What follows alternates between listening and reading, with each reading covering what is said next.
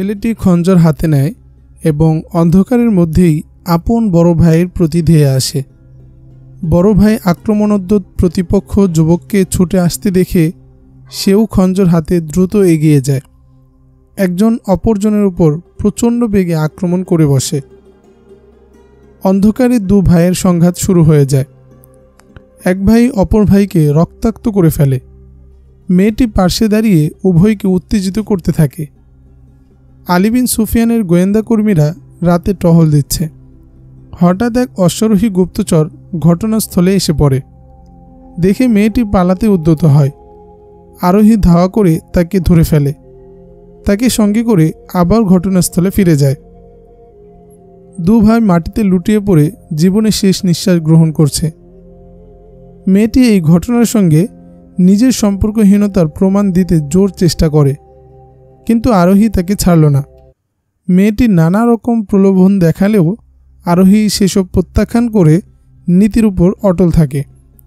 আরোহী হাঁক দিয়ে তার সহকর্মীদের ডেকে আনে। ততক্ষণে দু ভাই মারা গেছে। মেয়েটিকে তৎক্ষণাৎ আলী বিন সুফিয়ানের নিকট নিয়ে যাওয়া হলো। লাশ দুটো তুলে নেওয়া হলো। আলো জ্বালিয়ে লাশ দুটি দেখা হলো আল ইদ্রিসের দু পুত্রের লাশ।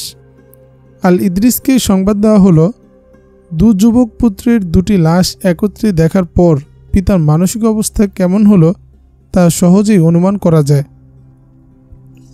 মেয়েটি এলোমেলো কথা বলে। তুমি কার মেয়ে, কোথায় থাকো, এ প্রশ্নের জবাব দিতে সে অপারগতা প্রকাশ করে। আল ইদ্রিস ভীষণ বিমর্ষ বিপর্যস্ত। তিনি ক্ষুব্ধ কম্পিত কণ্ঠে বললেন, মেয়েটাকে পিঞ্জিরায় আটকে রাখো আলী, এভাবে ওর মুখ থেকে কথা বের করা যাবে না। আমার বলার আছেই বা কি? ক্ষুব্ধ কণ্ঠে মেয়েটি বলল। তারপর বড় ভাইয়ের লাশের প্রতি ইঙ্গিত করে বলল, ইনি আমাকে ডেকেছিলেন, আমি তার ডাকে সাড়া দিই। মধ্যখান থেকে ইনি ছোট ভাইয়ের লাশের প্রতি ইশারা করে ইনি এসে পড়লেন। আমার দখল নিয়ে দুজন খঞ্জর হাতে পরস্পরে ঝাঁপিয়ে পড়লেন। আমি ভয়ে পালাতে উদ্যত হই। এমন সময় একজন অশ্বারোহী এসে আমাকে ধরে নিয়ে আসেন। আমি পিতার নাম বলতে এজন্য ইতস্তত করছি যে তাতে তার অপমান হবে। আলী বিন সুফিয়ান বিচক্ষণ, ধীশক্তিসম্পন্ন ও উপস্থিত বুদ্ধির মানুষ। তার মনে পড়ে যায় আরসালান ও আল ইদ্রিসের মাঝে বাকবিতণ্ডা হয়েছিল। আরসালান তার সন্দেহভাজনদের একজন। তার ঘরে কী সব হচ্ছে তাও তিনি জানেন। তিনি আল ইদ্রিসকে ইশারা করে বললেন, মেয়েটি যেই হোক ঘাতক নয়। একটি মেয়ে দুটি যুবককে খুন করতে পারে না। মেয়েটি যা বলেছে সত্যিই বলেছে। আমি তার বিরুদ্ধে কোনো অ্যাকশন নিতে পারবো না। বলেই তিনি মেয়েটিকে বললেন, যাও, তুমি মুক্ত। আগামীতে কোনো বেগানা পুরুষের সঙ্গে এত দূর যেও না, অন্যথায় কখন কার হাতে খুন হও বলা যায় না। ছাড়া পেয়ে মেয়েটি দ্রুত বেগে কক্ষ থেকে বেরিয়ে যায়। আলী বিন সুফিয়ান সঙ্গে সঙ্গে দুজন গুপ্তচরকে বললেন, তোমরা একজন মেয়েটি কোন পথে যায় লক্ষ্য রেখে আরেক পথে আরসালানের বাড়ির সদর দরজার সামান্য দূরে চুপচাপ বসে থাকো। অপরজন অতি সাবধানে মেয়েটির অনুসরণ করে দেখবে ও কোথায় যায় এবং যেখানেই গিয়ে পৌঁছুক সঙ্গে সঙ্গে আমাকে সংবাদ দিবে। দুজন রওনা হয়ে যায়। মেয়েটি দ্রুত পায়ে এগিয়ে যাচ্ছে এবং একজন তাকে অনুসরণ করছে। আলী বিন সুফিয়ানের ধারণাই সঠিক প্রমাণিত হলো। মেয়েটি সোজা আরসালানের ঘরে চলে যায়।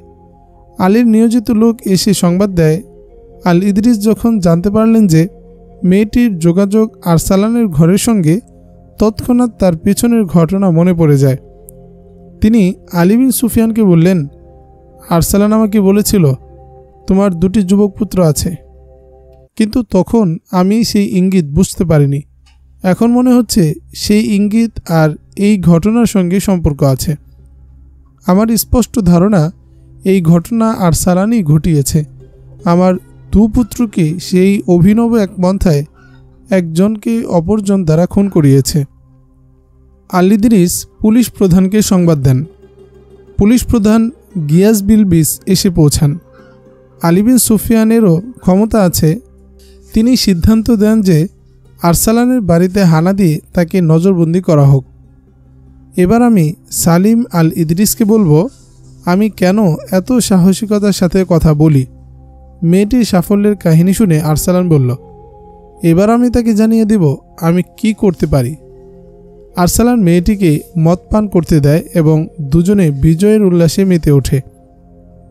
আরসালানের উৎসব এখনও শেষ হয়নি। এমন সময় বলা কওয়া ছাড়াই কে যেন তার ঘরে ঢুকে পড়ে। লোকটি আলী ইদ্রিস। তিনি আরসালান ও একটি মেয়েকে নেশাগ্রস্ত ও বিবস্ত্র অবস্থায় দেখতে পান। মেয়েটিকে তিনি চিনে ফেলেন। আরসালান নেশার ঘোরেই বলল, নিজের পুত্রদেরকে খুন করিয়ে তুমি নিজে আমার হাতে খুন হতে এসেছ? দারোয়ান, লোকটি আমার অনুমতি ছাড়া আমার জান্নাতে ঢুকলো কেন? ঢুকেছে তোকে জাহান্নামে পাঠাতে, আলী ইদ্রিস বললেন। আমি আমার পুত্রদের প্রতিশোধ নিতে আসিনি, এসেছি তোমাকে গাদ্দারির পরিণতি পর্যন্ত পৌঁছে দিতে।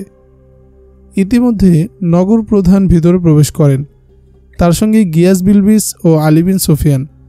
তারা মেয়েটিকে গ্রেফতার করে ফেললেন।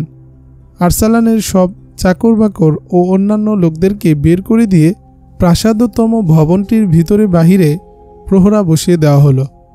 অনুসন্ধানে ঘরের মধ্যে প্রশস্ত এক আন্ডারগ্রাউন্ড কক্ষ পাওয়া গেল। সেখান থেকে উদ্ধার করা হলো বিপুল পরিমাণ তীর, কামান ও বর্ষা। পাওয়া গেল এক গাদা খঞ্জর ও বিস্ফোরক। একটি বক্স খুলে পাওয়া গেল হাসিস ও বিষ।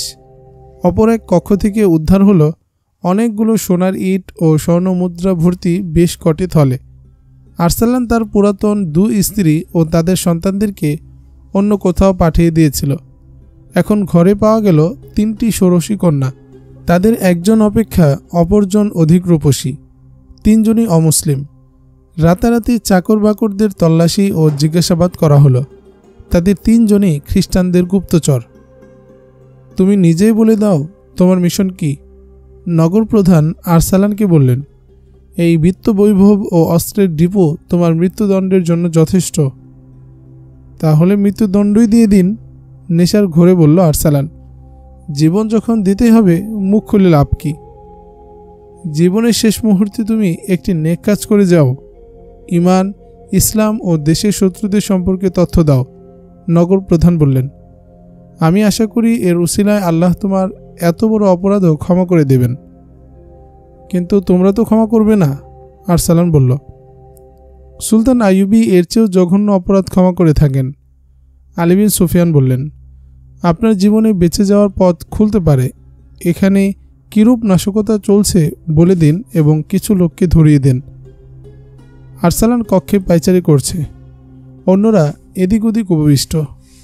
আলী ইদ্রিসের কোমরে খঞ্জর সদৃশ একটি তরবারি বাঁধা। আরসালান নিশ্চুপ পায়চারি করতে করতে তার কাছে চলে যায় এবং হঠাৎ কোমর থেকে তরবারিটা ছিনিয়ে নিয়ে নিজের বুকে ও পেটের মধ্যখানে স্থাপন করে। উপস্থিত লোকেরা তার থেকে তরবারিটা ছিনিয়ে নেওয়ার জন্য এগিয়ে আসে, কিন্তু তার আগেই আরসালান হাতলটা ধরে পূর্ণ শক্তিতে তরবারির আগাটা নিজের পেটে ঢুকিয়ে দেয়। সঙ্গে সঙ্গে লোকটি বিছানায় লুটিয়ে পড়ে। লোকেরা পেট থেকে তরবারিটা টেনে বের করে আনার চেষ্টা করলে আরসালান বলল, ওটা ওখানেই থাক, তোমরা আমার 2-3টি কথা শুনে রাখো। আমার মৃত্যু হয়ে গেলে তরবারিটা বের করে নিও। আমি নিজেই নিজের শাস্তি দিয়েছি। আমি জীবিত অবস্থায় সালাউদ্দিন আইয়ুবীর সামনে উপস্থিত হতে চাইনি, কেননা তিনি আমাকে তার ওফাদার বন্ধু বলে বিশ্বাস করতেন। আমি তোমাদের কারোর কাছে কোনো প্রশ্নের জবাব দেব না। তরবারি তার কাজ করে ফেলেছে। তোমরা সাবধান হও, মিশর ভয়াবহ বিপদের সম্মুখীন। মিশরে যে ফৌজ আছে তারা বিদ্রোহের জন্য প্রস্তুত। খাদ্যের কৃত্রিম সংকট আমি সৃষ্টি করেছিলাম। সৈন্যরা ঠিকমতো খাবার পেত না। খ্রিস্টান নাশকতাকারীরা ফৌজের মধ্যে গুজব ছড়িয়ে দিয়েছে যে দেশের গরু, ভেড়া, বকরি, দুম্বা, তরি তরকারি, খাদ্য সামগ্রী সব বিভিন্ন রণাঙ্গনে চলে যাচ্ছে, আর সেখানকার সৈনিকেরা গনিমতের মালামাল দিয়ে বিলাসিতা করছে। আমার দলে উচ্চপদস্থ কর্মকর্তাও ছিল, তবে আমি তাদের কারো নাম বলবো না। ফাতিমি ও ফেদাইরা ধ্বংসযজ্ঞ ও নাশকতার পূর্ণ প্রস্তুতি নিয়ে ফেলেছে। তোমরা বিদ্রোহ প্রতিহত করতে পারবে না। নতুন সৈন্য নাও, পরিস্থিতি তোমাদের নিয়ন্ত্রণের। আরসালান শেষ বাক্যটি আর পূর্ণ করতে পারল না। তার আগেই তার জীবন প্রদীপ নিভে গেল। আরসালানের ঘর থেকে যে দুটি মেয়েকে উদ্ধার করা হয়েছিল তারা নিজেদের সম্পর্কে জানায় যে আমাদেরকে নাশকতামূলক কর্মকাণ্ড পরিচালনা ও পুরুষদেরকে ফাঁদে আটকে ব্যবহার করার জন্য পাঠানো হয়েছিল। তারা জানায় আরসালানের ঘরে প্রতি রাতে বৈঠক হতো, যাতে সেনাবাহিনী ও প্রশাসনের অনেক অফিসার যাওয়া আসা করতেন। তাদের গোপন সাক্ষাৎ ও বৈঠক এই মেয়েদের অনুপস্থিতিতে হতো। মেয়েরা স্বীকারোক্তি দেয় যে মিশরে বিদ্রোহের জন্য পরিবেশ সৃষ্টি করা হয়েছে। যে মেয়েটি আল ইদরিসের দুপুত্রকে একে অপরের দ্বারা খুন করিয়েছিল সে ঘটনার পূর্ণ বিবরণ প্রদান করে। মেয়েটি জানায় সে আল ইদরিসের বড় পুত্রকে আগেই ভালোবাসার জালে আটকিয়ে ফেলেছিল। আরসালান তাকে স্বয়ং আল ইদরিসের বিরুদ্ধে ব্যবহার করতে চেয়েছিল, কিন্তু হঠাৎ একদিন আরসালান পরিকল্পনা পাল্টে দেয় এবং মেয়েটিকে বলে, তুমি আল ইদরিসের দুপুত্রকে একজন দ্বারা অপরজনকে খুন করাও। মাত্র এক রাতের অভিযানের পর প্রায় 250 উট কেন্দ্রীয় দফতরের সামনে এনে দাঁড় করানো হয়। উটগুলো খাদ্য সামগ্রীতে বোঝাই। এই উটগুলো 3-4টি পয়েন্ট থেকে ধরে আনা হয়েছে। তরি তরকারি ইত্যাদি যাতে সীমান্ত অতিক্রম করতে না পারে তার জন্য টহলের ব্যবস্থা করা হয়েছিল। এটি তাদের প্রথম সাফল্য। ধরে আনা উট কাফেলার সঙ্গে যেসব মানুষ ছিল তারা শহরের কয়েকজন ব্যাপারীর নাম বলে, যারা দেশের খাদ্যদ্রব্য ক্রয় করে সীমান্তের বাইরে চালান করার কাজে জড়িত। মধ্যরাতের পর তারা এসব পণ্য বিদেশের অপরিচিত ব্যবসায়ীদের হাতে বিক্রি করত। ধৃত লোকগুলো পল্লী এলাকার ও এমন কয়েকটি জায়গার নাম বলে যেখানে অপরিচিত ব্যবসায়ীরা অবস্থান করত এবং পণ্য দ্রব্য কিনে জমা করে নিয়ে যেত। উষ্ট্র চালকরা সীমান্তবর্তী এমন একটি অঞ্চলের কথা জানায় যেখান থেকে এসব কাফেলা সুদান ঢুকে পড়ত। ওখানে একটি সীমান্ত প্রহরী ইউনিট ছিল। তদন্তে জানা গেল তার কমান্ডার নিয়মিত দুশমনের কাছ থেকে ঘুষ নিত এবং কাফেলার সীমান্ত অতিক্রমে সুযোগ করে দিত। আরও জানা গেল যে এর সবই হচ্ছিল আরসালানের নেতৃত্বে। আল ইদরিস ও প্রশাসনের পদস্থ কর্মকর্তাগণ আরসালানের গাদ্দারি, আল ইদরিসের শত্রুদের মৃত্যু ও অন্যান্য ঘটনাবলী নিয়ে পর্যালোচনা করার জন্য বৈঠকে বসেন। আলী বিন সুফিয়ান ও গিয়াস বিলবিস অভিমত ব্যক্ত করেন, পরিস্থিতি এতই নাজুক রূপ লাভ করেছে যে এখন তা আমাদের নিয়ন্ত্রণের বাইরে চলে গেছে। তারা প্রস্তাব করেন মিশরে বিদ্রোহ সংগঠিত হয়ে যাওয়ার এবং ফাতিমি কিংবা ফেদাইদের হাতে উচ্চ পর্যায়ের কোনো ব্যক্তিত্বের খুন হওয়ার আগেই সুলতান আইয়ুবীকে পরিস্থিতি সম্পর্কে পূর্ণ অবহিত করা হোক এবং তাকে পরামর্শ দেওয়া হোক কার্ক অবরোধ তার নায়েবদের হাতে সোপর্দ করে তিনি কায়রো চলে আসুন। একজন দূত আগেই পাঠিয়ে দেওয়া হয়েছিল বটে, কিন্তু তাকে বিস্তারিত জানানো হয়নি। এখন পরিস্থিতি আরও কঠিন আকার ধারণ করেছে। দীর্ঘ আলোচনা পর্যালোচনার পর সিদ্ধান্ত হল আলী বিন সুফিয়ান ময়দানে গিয়ে সুলতান আইয়ুবীর সঙ্গে মিলিত হবেন। কার্ক অবরোধের বয়স 2 মাস হয়ে গেল, কিন্তু এখনও সফলতার কোনো লক্ষণ দেখা যাচ্ছে না। খ্রিস্টানরা অস্বাভাবিক প্রতিরক্ষা ব্যবস্থা করে রেখেছে। তাদের একটি ব্যবস্থাপনা এই যে তারা শহরে পর্যাপ্ত পরিমাণ খাদ্য পানীয়র আয়োজন করে রেখেছে। সুলতান সালাউদ্দিন আইয়ুবীর এক গুপ্তচর ভিতর থেকে তীরের সঙ্গে বার্তা বেঁধে বাইরে নিক্ষেপ করে, যাতে লেখা ছিল, ভিতরে খাদ্য পানীয়র কোনো অভাব নেই। মুসলমান অধিবাসীর উপর এমন কঠোর পাবন্দি আরোপ করে রাখা হয়েছে যে তাদের ঘরের দেয়ালগুলো তাদের বিরুদ্ধে চরবৃত্তি করছে। ফলে ভিতরে নাশকতামূলক তৎপরতা পরিচালনা করা সম্ভব হচ্ছে না। অন্যথায় খ্রিস্টানদের এসব খাদ্য সম্ভার ধ্বংস করে দেওয়া যেত। শহরে সুলতান আইয়ুবীর গুপ্তচরেরও অভাব ছিল না। তারা মাঝে মধ্যে রাতের বেলা তীরের সঙ্গে পয়গাম বেঁধে সময় সুযোগ মতো বাইরে ছুঁড়ে মারত। সেনাদের প্রতি নির্দেশ ছিল এরূপ তীর পেলে যেন তারা কমান্ডারদের হাতে পৌঁছে দেয়। খ্রিস্টানরা অবরোধ ভাঙার প্রচেষ্টা ত্যাগ করে। তারা সুলতান আইয়ুবীর শক্তি ক্ষয় করার কৌশল অবলম্বন করছে। সুলতান তাদের কৌশল ধরে ফেলেছেন, তাই জবাবে তিনিও পন্থা পরিবর্তন করেন। খ্রিস্টানরা দুর্গের বাইরে থেকে আইয়ুবীর উপর আক্রমণ করার যে কৌশল অবলম্বন করেছিল সুলতান তা ব্যর্থ করে দেন। এই হামলার জন্য তিনি পূর্ব থেকেই প্রস্তুত ছিলেন। তিনি অতি কৌশলে তাদেরকে ঘিরে ফেলেন। খ্রিস্টানদের এই বাহিনীটি সুলতান আইয়ুবের বেষ্টনীতে আটকা পড়েছে 1.5 মাস হয়ে গেছে। বেষ্টনী ভেদ করে বেরিয়ে যাওয়ার জন্য তারা চারদিক থেকে হামলাও করতে থাকে, কিন্তু সুলতান তাদের কোনো হামলাই কামিয়াব হতে দেননি। অবশ্য তাতে ঘেরাও কয়েক মাইল পর্যন্ত বিস্তৃত হয়ে পড়েছিল। এলাকাটা ছিল সবুজ শ্যামল। খ্রিস্টান সৈন্য ও তাদের পশুদের খাদ্য ও পানির ব্যবস্থা ছিল, তবে তা তাদের জন্য যথেষ্ট ছিল না। হাজার হাজার উট ঘোড়ার জন্য সে খাদ্য পানীয় ছিল অপর্যাপ্ত। পানির জন্য সেখানে কোনো নদ নদী ছিল না, ছিল 3-4টি কূপ, যার পানি 1.5 মাসেই নিঃশেষ হয়ে যায়। ফলে খ্রিস্টান সৈন্যদের মাঝে বিশৃঙ্খলা শুরু হয়ে যায়। খাদ্য ও পানীয়ের অভাবে তারা দিশেহারা হয়ে পড়ে। রাতে সুলতান আইয়ুবের কমান্ডো বাহিনী তাদের উপর গেরিলা হামলা চালিয়ে ক্ষতি সাধন করতে থাকে। 1.5 মাসে এই বাহিনী সংখ্যায় অর্ধেকে নেমে আসে।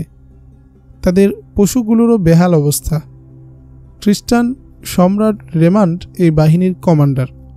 চরম বিপর্যস্ত এক অবস্থার মধ্যে তিনি অপেক্ষা করছেন কখন বন্ধুরা হামলা করে তাদেরকে আইয়ুবের কবল থেকে মুক্ত করে নেবে, কিন্তু তার কোনো লক্ষণই দেখা যাচ্ছে না।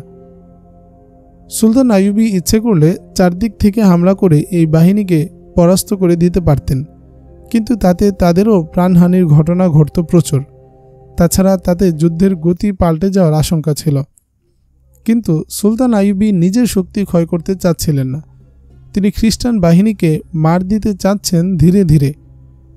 সেভাবেই তিনি অগ্রসর হচ্ছেন। অবশ্য তাতে তার এই ক্ষতি হয়েছিল যে তার বাহিনীর তৃতীয় যে অংশটি খ্রিস্টান বাহিনীকে ঘিরে রাখার অভিযানে আবদ্ধ হয়ে আছে, তাদেরকে তিনি শহর অবরোধ সফল করে তোলার কাজে ব্যবহার করতে পারছিলেন না। সুলতান আইয়ুবী এখন আর অবরোধ দীর্ঘ করতে চাচ্ছেন না। তিনি ভাবছেন কিভাবে দুর্গের প্রাচীর ভেঙে ভিতরে ঢোকা যায়।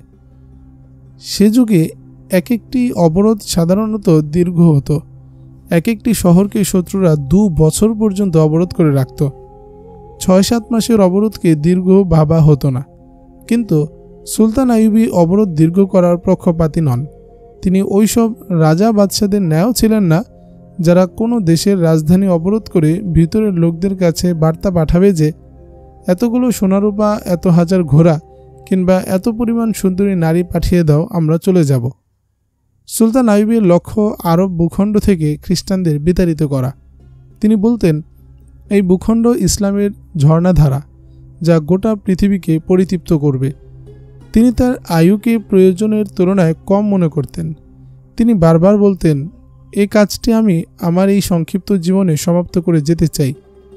অন্যথায় আমি দেখতে পাচ্ছি যে মুসলিম শাসকগণ এই পবিত্র ভূমিকে খ্রিস্টানদের হাতে বিক্রি করতে চলেছে। এক রাত সুলতান আইয়ুবী তার তাঁবুতে গভীর ভাবনায় নিমগ্ন। ভাবনার জগতে হারিয়ে গেলেন তিনি। এক পর্যায়ে তার মাথায় বুদ্ধি এলো যে দুর্গের আশপাশ থেকে সুড়ঙ্গ খনন করে ভিতরে ঢুকবার চেষ্টা করলে কেমন হয়। আরও কিছু পন্থাও তার মাথায় জাগল। এখন দিন কয়েকের মধ্যেই তিনি কার্ক দুর্গ দখল করতে চাচ্ছেন। ঠিক এমনই মুহূর্তে আলী বিন সুফিয়ান তাঁবুতে প্রবেশ করেন। আলীকে দেখে সুলতান আনন্দিত হলেন না, কারণ তিনি ইতিমধ্যে জেনে ফেলেছেন যে মিশরের পরিস্থিতি ভয়াবহ রূপ ধারণ করেছে। চেহারায় বেদনার ছাপ নিয়েই তিনি আলী বিন সুফিয়ানকে বুকে জড়িয়ে ধরেন এবং বললেন, নিশ্চয়ই তুমি আমার জন্য সুসংবাদ নিয়ে আসনি। আমিরে মিসর যথার্থ বলেছেন, আপনার জন্য আমি কোনো শুভ সংবাদ বয়ে আনতে পারিনি। বলেই আলী বিন সুফিয়ান মিশরের সর্বশেষ পরিস্থিতি ও ঘটনাবলী বিবৃত করতে শুরু করেন। তার মতো একজন দায়িত্বশীল মানুষ সুলতান আইয়ুবীর নিকট থেকে কিছুই গোপন রাখতে পারেন না তিনি তাকে অলিক আশার বাণী শোনাতে। সুলতান আইয়ুবীকে খোলামেলা সব কথা বলে দেয়াই সময়ের দাবি। আলী বিন সুফিয়ান তকিউদ্দিনের ত্রুটি বিচ্যুতি এবং সুলতান আইয়ুবীরও 2-1টি ভুলের কথা খোলাখুলি উল্লেখ করেন। আরসালানের গাদ্দারির কাহিনী এবং আল ইদ্রিসের পুত্রদের খুন হওয়ার ঘটনা শুনে সুলতানের চোখে পানি এসে যায়। আরসালান যদি নিজেকে মৃত্যুর হাতে সঁপে না দিত, তাহলে তিনি কখনো বিশ্বাসই করতেন না যে তার এই কর্মকর্তা, যাকে তিনি নিজের অফাদার বন্ধু মনে করতেন, গাদ্দারি করতে পারে। আরসালান আরও কিছুক্ষণ বেঁচে থাকলে অবশিষ্ট তথ্য ফাঁস করে দিত। আলী বিন সুফিয়ান বললেন, তার সর্বশেষ বাক্য যা সে পূর্ণ করে যেতে পারেনি। এই বাক্য থেকে স্পষ্ট প্রমাণ পাওয়া যায় যে মিশরে বিদ্রোহ সংগঠিত হতে যাচ্ছে। মিশরে আমাদের যে বাহিনী আছে তাদেরকে মানসিকভাবে হীনমন্য করে দেওয়া হয়েছে। আমার গুপ্তচর বৃত্তি প্রমাণ করে আমাদের এক একজন কমান্ডার পর্যন্ত ভুল বুঝাবুঝি ও অস্থিরতার শিকার হয়ে পড়েছে। খাদ্যদ্রব্য ও মাছ গোশতের কৃত্রিম সংকট সৃষ্টি করে এই সেনাবাহিনীর মাঝে প্রোপাগান্ডা ছড়িয়ে দেওয়া হয়েছে যে তোমাদের সব রেশন ময়দানে পাঠিয়ে দেওয়া হচ্ছে। এমন অপপ্রচারও করা হয়েছে যে ফৌজের বরাদ্দ কর্মকর্তারা বিক্রি করে খাচ্ছে। মিশরের দুশমনের ষড়যন্ত্র পুরোপুরি সফল হয়েছে। দুশমনের চক্রান্ত সে দেশেই সফল হয় যে দেশের কতক মানুষ দুশমনের সঙ্গ দেওয়ার জন্য তৈরি হয়ে যায়। সুলতান আইয়ুবী বললেন, আমাদের আপনজনরা যদি দুশমনের কেরণকে পরিণত হয়ে পড়ে তাহলে আমরা দুশমনের মোকাবেলা করব কিভাবে? আমি যেভাবে আল্লাহর ওই সিংহদের চেতনার জোরে এবং তাদের জীবন কোরবান করে খ্রিস্টানদেরকে রণাঙ্গনে নাকানি চুবানি খাওয়াচ্ছি, আমার প্রশাসনিক কর্মকর্তারাও যদি তেমন পাকা মুসলমান হতো তাহলে প্রথম কেবলা আজ দখলমুক্ত থাকত এবং আমাদের আজানের সুর ইউরোপের গির্জাগুলোতেও ধ্বনিত হতো। কিন্তু আমি আজও মিশরে আটকা পড়ে আছি। আমার চেতনা আমার প্রত্যয় শৃঙ্খলে আবদ্ধ হয়ে আছে। সুলতান আইয়ুবী কিছুক্ষণ নীরব রইলেন এবং কি যেন চিন্তা করে আবার বললেন, আমাকে সর্বাগ্রে ওই গাদ্দারদের খতম করতে হবে, অন্যথায় ওরা দেশ জাতি রাষ্ট্রকে ওই পোকার ন্যায় খেতেই থাকবে। আমি আপনার সমীপে এই পরামর্শ নিয়ে এসেছি যে যদি ময়দান আপনাকে অনুমতি দেয় তাহলে আপনি মিশর চলুন। আলী বিন সুফিয়ান বললেন, আমি বাস্তবতাকে এড়াতে পারি না আলী। সুলতান বললেন, তবে আমি তোমাকে এ কথাও না বলে পারছি না যে যারা আমার হাত থেকে খ্রিস্টানদের গর্দান আর ফিলিস্তিনকে ছাড়িয়ে নিতে চায় তারা আমারই ভাই স্বজন। শোনো আলী, যারা স্বজাতির সঙ্গে গাদ্দারি করে, যারা ইসলামের দুশমনের সঙ্গে গাঁট ছড়া বাঁধে, আমি যদি তাদেরকে এখনই খতম না করি তাহলে তারা কখনোই নিঃশেষ হবে না আর আমাদের ইতিহাসকে এই গোষ্ঠীটি আজীবন কলঙ্কিত করতেই থাকবে। সুলতান আইয়ুবী জিজ্ঞেস করলেন, সুদানের রণাঙ্গনের সংবাদ কি? আমি তকিউদ্দিনের নিকট পয়গাম পাঠিয়েছিলাম যেন সে ময়দান গোটাতে শুরু করে। মিশরে কেউই জানে না যে আপনি এমন নির্দেশ দিয়েছেন, আলী বিন সুফিয়ান বললেন। আর কারো জানবার প্রয়োজনও নেই, সুলতান আইয়ুবী বললেন। দারোয়ানকে ডাক দিলেন তিনি। দারোয়ান আসলে তিনি বললেন, কেরানিকে ডেকে আনো। কেরানি কাগজ কলম নিয়ে এসে উপস্থিত হলে সুলতান বললেন, লিখো, মহামান্য নুরুদ্দিন জঙ্গি। দ্রুত গতিসম্পন্ন একজন দূতকে পত্রটি দিয়ে নুরুদ্দিন জঙ্গি বরাবর প্রেরণ করা হলো। দূত সুলতান আইয়ুবীর এই পয়গাম পরদিন রাতের শেষ প্রহরে বাগদাদে নুরুদ্দিন জঙ্গির হাতে পৌঁছে দেয়। সুলতান দূতকে বলে দিয়েছিলেন, পথে প্রতিটি চৌকিতে তুমি তাজা দম ঘোড়া পেয়ে যাবে, তবে ঘোড়া বদল করতে যতটুকু সময় লাগবে ঠিক ততটুকু বিলম্ব করবে, তার বেশি নয়। যত দ্রুত সম্ভব ঘোড়া হাঁকিয়ে এগিয়ে যাবে। ঘোড়ার গতি শ্লথ হতে দেবে না কোথাও। নুরুদ্দিন জঙ্গির নিকট পৌঁছতে যদি রাত হয়ে যায় তাহলে দারোয়ানকে বলবে তাকে জাগিয়ে দিতে। ভাই জঙ্গি যদি তাতে বিরক্তি প্রকাশ করেন তাহলে বলবে, সালাউদ্দিন বলেছেন আমরা সকলে জেগে আছি। সুলতান আইয়ুবীর এই দূত যখন নুরুদ্দিন জঙ্গির দরজায় গিয়ে উপনীত হয়, রক্ষী বাহিনী তাকে থামিয়ে দিয়ে বলে, পয়গাম পৌঁছানোর জন্য তোমাকে ভোর পর্যন্ত অপেক্ষা করতে হবে। দূত ঘোড়া তো একাধিকবার বদল করেছিল, কিন্তু নিজে এক ঢোক পানি পান করার সময় ব্যয় করেনি। ক্লান্তি, ক্ষুধা, পিপাসা, সর্বোপরি দুরাতের নিদ্রাহীনতায় লোকটির মৃতপ্রায় অবস্থা। পিপাসায় এতই কাতর যে মুখ দিয়ে কথা সরছে না। দুদিনের না খাওয়া বলহীন শরীর দাঁড়িয়ে থাকতে পারছে না, তাই শুধু ইঙ্গিতেই বলল, অনেক জরুরি পয়গাম। নুরুদ্দিন জঙ্গিও সুলতান সালাউদ্দিন আইয়ুবীর ন্যায় বিশিষ্ট আমলা, দারোয়ান ও দেহরক্ষীদের বলে রেখেছিলেন, জরুরি কোনো বার্তা আসলে যেন তার নিদ্রা ও বিশ্রামের পরোয়া না করা হয়। রক্ষী কমান্ডার ভিতরে প্রবেশ করে নুরুদ্দিন জঙ্গির কক্ষের দরজায় করাঘাত করেন। নুরুদ্দিন জঙ্গি জাগ্রত হয়ে বাইরে বেরিয়ে আসেন এবং পত্রটি হাতে নিয়ে দূতকে সঙ্গে করে সাক্ষাতের কক্ষে প্রবেশ করেন। টলটলায়মান পায়ে কক্ষে প্রবেশ করে দূত মাটিতে লুটিয়ে পড়ে। নুরুদ্দিন জঙ্গি তার কর্মচারীদের ডাক দেন। তারা এলে দূতকে তুলে নিয়ে সেবা যত্ন করে সুস্থ করে তোলার নির্দেশ দেন। সময় নষ্ট না করে তিনি সুলতান আইয়ুবীর পত্রখানা পাঠ করতে শুরু করেন। আপনার উপর আল্লাহর রহমত বর্ষিত হোক। আমার পয়গাম আপনাকে সন্তুষ্ট করবে না। আপাতত আপনার জন্য সন্তোষজনক সংবাদ শুধু এটুকুই যে আমি হিম্মত হারাইনি। আমি আপনাকে দেওয়া প্রতিশ্রুতি পালন করছি। আপনি আমার নিকট চলে আসুন। আমি আপনাকে সব ঘটনা শোনাব। আমি কার্ক অবরোধ করে রেখেছি, এখনও সফল হইনি। শুধু এতটুকু সাফল্য অর্জন করেছি যে খ্রিস্টানদের একটি বাহিনী সম্রাট রেমান্ডের নেতৃত্বে আমার উপর হামলা করেছিল। আমি নিরাপদ অবস্থান থেকে তাকে ঘিরে ফেলেছি। এ যাবৎ তার অর্ধেক সৈন্য নিঃশেষ হয়ে গেছে। ক্ষুধার্ত খ্রিস্টান সৈন্যরা তাদের সুদূর এলাকা থেকে যুদ্ধের জন্য নিয়ে আসা উট ঘোড়াগুলো জবাই করে খাচ্ছে। আমি রেমান্ডকে জীবিত ধরার চেষ্টায় আছি, কিন্তু কার্ক অবরোধ দীর্ঘ হতে চলেছে। খ্রিস্টানদের মেধা ও যুদ্ধরীতি এখন আগের চেয়ে উন্নত। আমি অবরোধ সফল করার চেষ্টায় আছি। আমি আশাবাদী যে আমার জানবাজ মুজাহিদরা দুর্গ ভাঙতে সক্ষম হবে। তারা যে চেতনা ও উদ্দীপনার সঙ্গে লড়াই করছে তা আপনাকে বিস্মিত করবে। কিন্তু সুদানে আমার ভাই তকিউদ্দিন ব্যর্থ হয়েছে। আমি তাকে পিছিয়ে আসার নির্দেশ দিয়েছি। মিশরের সংবাদও ভালো নয়। গাদ্দার ও ইমান বিক্রেতারা দুশ্মনের কিরণকে পরিণত হয়ে বিদ্রোহ ও ক্রুসেড আক্রমণের পথ সুগম করে দিয়েছে। আপনি আলী বিন সুফিয়ানকে ভালো করে চেনেন। সে আমার কাছে এসেছে। আমি তার পরামর্শকে উপেক্ষা করতে পারি না। সে আমাকে মিশর চলে যেতে বলছে। মোহতারাম, আমি কার্ক দুর্গের অবরোধ প্রত্যাহার করতে পারি না। অন্যথায় খ্রিস্টানরা বলবে সালাউদ্দিন পিছপা হতে পারে। দুশ্মনের ঘাড় আমার মুঠোয়। এই ঘাড় আপনি নিজের মুঠোয় তুলে নিন। সঙ্গে সৈন্য নিয়ে আসবেন। আপনার বাহিনীকে আমি মিশর নিয়ে যাব। অন্যথায় মিশর বিদ্রোহীর শিকার হয়ে পড়বে। আমি আশা করি আপনি আমার দ্বিতীয় বার্তার অপেক্ষা করবেন না। সুলতান নুরুদ্দিন জঙ্গি এক মুহূর্তও বিলম্ব করলেন না। রাতের পোশাকেই ব্যস্ত হয়ে পড়েন। তিনি সামরিক কর্মকর্তাদের তলব করলেন এবং তাদের জরুরি নির্দেশ প্রদান করেন। দিনের এখনও অর্ধেকও অতিবাহিত হয়নি, তার বাহিনী কার্ক অভিমুখে রওনা হয়ে গেছে। সুলতান জঙ্গি একজন মর্দে মুজাহিদ। তার নাম শুনলে খ্রিস্টানরা কেঁপে উঠত। তার বক্ষে ছিল ইমানের প্রদীপ, ছিল যুদ্ধ বিষয়ে পারদর্শিতা।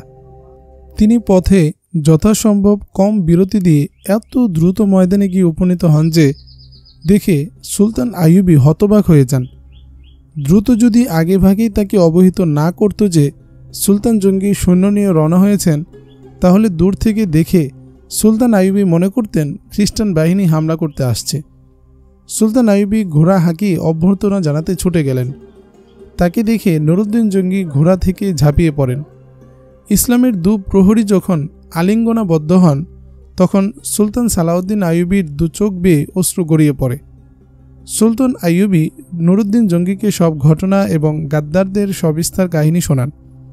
জঙ্গি বললেন, শোনো সালাউদ্দিন,